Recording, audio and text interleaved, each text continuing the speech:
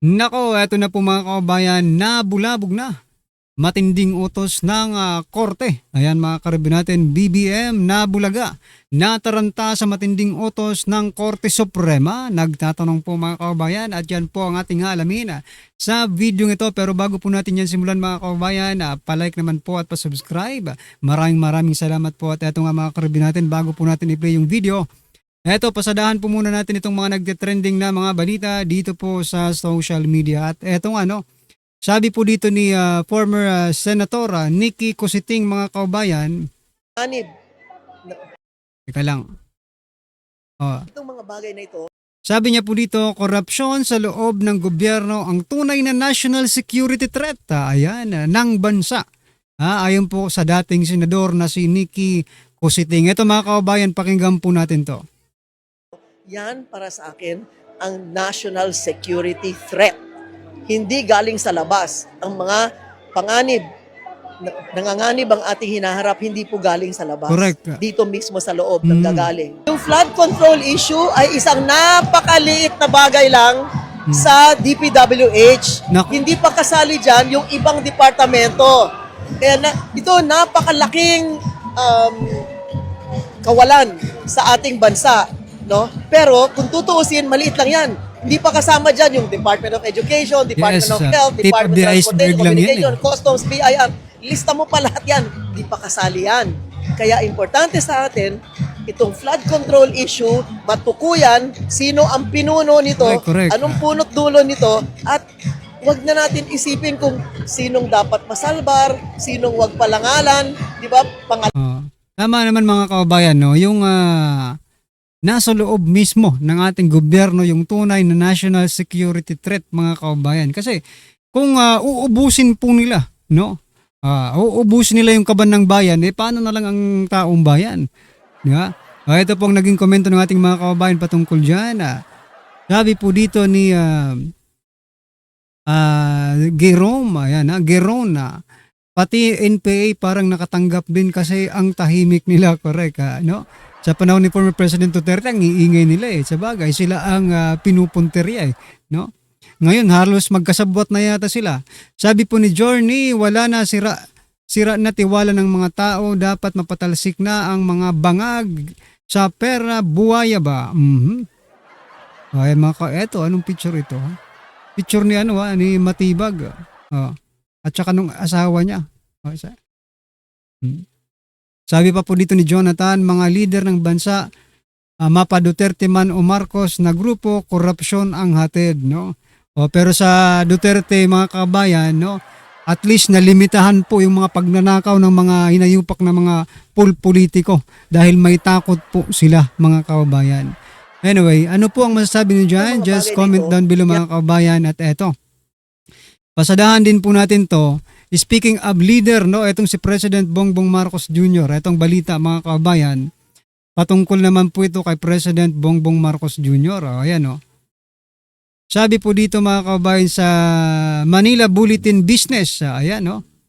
Government unveils record 1.12 trillion domestic borrowing plan for quarter 3. Third quarter mga kababayan, Q3. May plano na naman pong umutang ng 1.12 trillion domestic. Ibig sabihin, dito lang sa bansa natin mga kababayan. May sa mga pautangan, saan kaya yan mga karibin natin, no? Sabi po kasi dito, teka, basahin niya natin to para malaman natin. Sabi po dito, no? The Marcos administration plans to aggressively ramp up domestic borrowing in the third quarter of the year, tapping local capital markets, for a record volume as the government pivots toward short-term debt instrument amid volatile global borrowing conditions. Ayan na. The Bureau of the Treasury announced that the national government aims to raise 1.12 trillion from the domestic market during the July to September period. Ayan na. A 43% surge equivalent to an absolute increase of ilang billion daw ang increase ng pangungutang 336 pesos 336 billion pesos from the 784 billion borrowing target set for the second quarter. Ayan mga kabayan, utang na naman, utang ng ina nyo. Ito po ang naging komento ng ating mga kabayan patungkol dyan. Sabi po dito ni Joel Kep, The Maneta episode will continue until 2028. Aray ko po. Sabi po dito ni Noli, kawawa future generations. Correct. Such amount enough to protect the throne. Durog na durog ang bansa sa hayop na presidente na to. Ayan, sabi po ni Jed Season. Sabi naman po ni Allen, dati record collection, ngayon record borrowing. Aray ko, sa panahon po ni former President Duterte, record collection po ang nangyari mga kababayan. Kasi yung mga hindi nagbabayad, kinokolekta ni former President Duterte ang mga kababayan yung mga tax nila, di ba? Tulad ng mga oligarchs, nagbayad, napwersa silang magbayad ng tax mga kababayan. Ngayon, grabe, record borrowing po tayo mga karbi natin, no? Ay nako. Ano pong masasabi niyo dyan? Just comment down below mga karbi natin. At eto, pasadahan din po natin to, no mga kababayan. Ito pong si Erwin Tulfo. Pakinggan natin to. Si Erwin Tulfo, mga kababayan. Rafi, ilalapit kami lang ang magkakapatid ni Rafi, ilalapit kami lang ang pwedeng lumaban kay Sara Duterte. Bakit kayo lang? Sabi nga namin, nagpahayag na yung Ali, hayaan na natin. Ngayon kayo, kung gusto nyo lumaban, dilabanan ninyo. Malakas yung Ali. Huwag nyo kaming isama dyan, huwag nyo kaming isubo malakas dyan. Din kayo? Para mo kaming sinusubo sa kanyon. Doon nag-umpisa yan, banat ng banat. Tapos may lumabas pa 2 weeks ago na ikaw ang top sa Vice President. Ayan, pati ngayon, dati yung affidavit lang, maleta. Ngayon, pati sex trafficking. Ano kaya next week? Robbery So ayun mga kababayan, no, nagpapaliwanag si Erwin Tulfo mga kababayan, no? Ginajustify niya. Dahil daw sa dinadawit siya or nagtatap sila, no? Dahil sila daw ang panlaban kay BP Sara, kaya yan, ngayon pa lang parang parang dinidemolish na yung karir ninyo, mga kababayan. Tumakbo kayo, wala naman pakialamang taong bayan sa inyo eh. Ngayon pa, nakilala na kayo ng taong bayan, nabalatan na kayo ng taong bayan, di ba? Kaya sasabihin mo. Kasi parang yung gusto nyong i-point out dito, gusto nyong paalam sa taong bayan na kaya pala kami binibira ngayon dahil pumapasok kami sa mga survey na panlaban kay BP Sara. Hoy, kahit wala yan mga survey na yan, hindi rin naman kayo mananalo. Ito pong sabi ng ating mga kabayan, mga karibin natin, sabi po ni De La Cruz, subukan mo kasi tumakbo sa 2028 para malaman, oo nga para magkaalaman, tumakbo ka. Sabi po dito ni Tolitz, bot-bot nimo buhaya kag dako, correct. Ulul mo, yabang ka lang, traidor, hudas, maletagang, ayon po kay Gismundo, ayan, los mo. Los kawatan ka, sabi ni Sam Solar. Sabi naman po ni Peter, bot-bot nimo pula. Ayan, bubot nimo pula. Bubot daw pula. Carlson, pasabi po ni Carlson, parang may lagnat na nagsalita at kakainom ng burots na wala sa katinuan. Ayan, mga kababayan. Robas yata yung sinasabi nito no? Sabi pa po dito, kahilas murag kinsang mga santo. Correct. Sino ba kayo? Sino ba kayo sa akala nyo, di ba? Anong masasabi nyo dyan mga kababayan? Just comment down below. At eto, last po natin pag-uusapan mga kababayan. Gusto ko lang pong eto si Erwin Tulfo na rin mga kababayan. Ito. Si Redon. Eto si Redon na lang.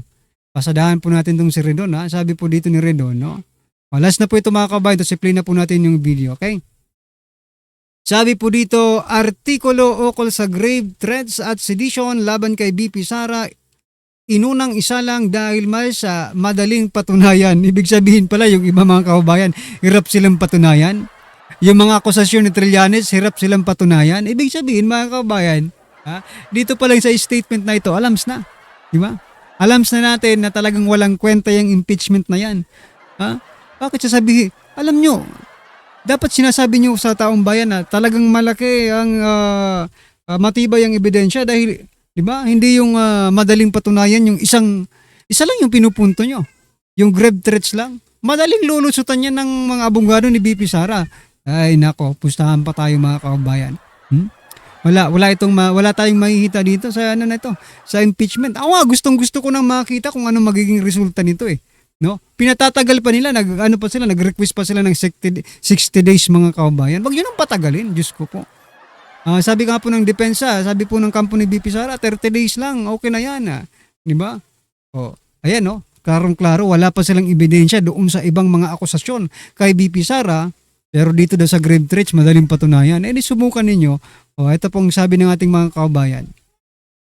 Sabi po nito ni Reggie, Kokey ka lang, okay ka lang daw, Kokey. Kwentong barbero, sabi po ni Stephen, sabi naman ni Yaya. Matatapos din ang kahayupan nyo, correct, di ba? Mas mabigat pa rin ang pagnanakaw sa kaban ng bayan, correct, ay nangyari na kesa nagbabanta pa lang, kaway-kaway, flood control, yung ano yung mga sangkot, kumusta na kaya? Hanap pa ibang kaso, magpa-extension pa kayo ng ilang araw, ayan meaning, haka-haka lang yung iba, correct di ba? May pa-imbita pa sila kay Trillanes, kay sino itong yung nakulong, yung kidnapper mga kababayan. Nakalimutan ko yung pangalan. Okay. Sabi pa po dito, panoorin mo na ang buong detalye bago ka magkaso. Ayan. Oo nga eh. Panoorin or suriin, di ba? Paano yung ilong? Bakit ilong naman mga kababayan? Okay. Sir, ang binilyong nga nawa man kay tingog na tukan ka, sir. Natukan ka daw. Nabilaukan ka ba, sir? Hindi mo ba alam na yun ang conditional threat? Sabi ni Enrile, correct di ba? Conditional threat. So walang pag-asa to. Paano nila nasabing may itong pinakamadaling di ba? Sabi niya, ito daw yung pinakamadaling patunayan. Conditional threat nga yun mga kababayan. Anyway, ano pong masasabi niyo dyan mga kababayan? Just comment down below at eto mga karibin natin, pasadaan na po natin yung video. Eto po mula po kay The General's Viewpoint, General Macanas, mga kabayan, BBM na bulaga na taranta sa matinding utos ng Korte Suprema. Pasok Magandang araw. Magandang araw po, sir. Bigyan natin ng reaction opinion itong post ni E.B. Hugalbot. Sabi lang niya dito, ito na ba the final nail in BBM's coffin o kabaong? Nilansangan na. Silyado na. The end is near. Silyado na daw mga kabayan. Sabi po dito ni Benjamin Jr., kakayanin pa ba ni Solgen na depensahan ang kanyang amo? Anti-Claire, pasok. Walang pakialam si BBM, Supreme Court, hawak niya ang liig, AFP at PNP. Sino pa magpapatupad ng batas? Yun lang mga kababayan, no? Sabi po dito ni Banji, ewan lang sir kung iintindihin niya ng bangag. Ang dapat talaga umalis na siya sa pwesto. Aray ko po. Hugalbot, ang post. Good news, isiner ni Congressman Isidro Ungab. Sabi niya, the Supreme Court has just taken a major step in our fight to protect the integrity of the 2025 national budget. Sabi po dito mga kabayan ni Kid Patara, baka kasuhan nila ang mga justices. Aray ko po, yung justice na yung kakasuhan tuloy mga kabayan, no? Niyan, alam naman natin ang gobyernong ito. O nga mahilig po sila sa panggigipit mga kababayan. Baka sana ang Korte Suprema at wag magpatinag sa mga mastermind. Pinipirahan kayo at gagamitin kayo sa gusto niya kasi tatakutin kayo. Mas maganda ang makulong kaysa maging trahidor. Lahat ng tao ay may kasalanan sa buhay. Pero itong gobyerno ay evil. Walang pagmamahal sa bansa, tao at galang. No more freedom kung di takot. And sad, but reality, siya ang dapat makulong. Ayon po yan kay Jackie. The Supreme Court in Bank has issued an order consolidating my petition with the separate petition filed by Attorney Vic Rodriguez and other petitioners questioning, among others, the blank items in the bicameral conference committee report of 2025 GAA. So ito mga kababayan, basahin ko lang po itong comment ni Vicente mga kababayan. Sabi niya, mayroon pa bang lakas ang Supreme Court? Hindi naman ginagalang ng Malacanang ang desisyon ng Supreme Court. Correct, no? Maghahanap na sila na naman ni Bangag ng panakip butas niyan sa mga sana managot ang lahat ng kasabwat dyan sa malakawakang nakawan yan. Iwan lang natin kung managot, di ba? What does this mean? Number one, the Supreme Court now recognizes that these cases raise common and serious constitutional issues about how the 2025 budget was crafted and improved. Number two, my petition on the PhilHealth funding and related constitutional violations will now be heard and decided together with the petition is specifically questioning the existence of blank entries in the BICAM report. Number three, Ito po sabi po dito ni Fuji Mauro mga kababayan, pag kailangan ng pera lagi walang pondo pero pag sa nakawan lumalabas ang trilyones. Correct, palakpakan po natin, no? Yan diyan sila expert mga kababayan. Sabi po dito ni Juan Hernandez, the Supreme Court is the highest court of the land. It decide whether one thing is legal or illegal. Ayan. Grabing kabagal ng aksyon na sana naman may resulta. Ayan mga kababayan. the issues of transparency, completeness, and regularity in the budget process, including any blanks and zeroed out critical items, will now be examined by the court in one consolidated proceedings. This is an important development because the Constitution is very clear. One, Congress must pass a complete and clear appropriations law. Sabi po dito ni Nalia,